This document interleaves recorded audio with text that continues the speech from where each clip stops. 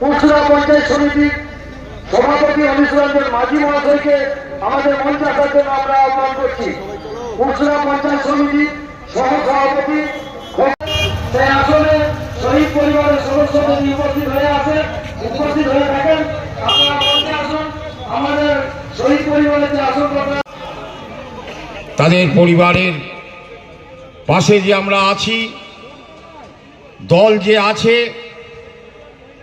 মমতা বন্দ্যোপাধ্যায় যে আছে, বামফ্রন্ট আমলে শত সহস্র শহীদ পরিবারকেও আমরা আজকের দিনে স্মরণ করি এবং তাদের কথা আমরা চিন্তা করি।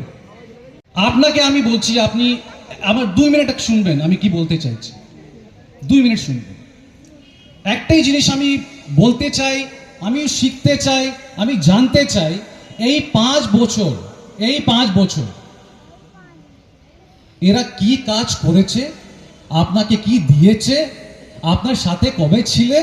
এটা ওয়ার্ক চার্ট, যা আমরা ওয়ার্ক চার্ট যে বলি, যে একটা কোয়েশ্চেন যে করি, যে একটা আনসার যে হয়, এটা নিয়ে আসতে বলবেন। 5 বছর আমি চ্যালেঞ্জ বলছি, এখানে যত মানুষ আছেন, এখানে আছেন যত এমএলএ কে আমি বলছি, তোদের যদি ক্ষমতা আছে এখানে আস।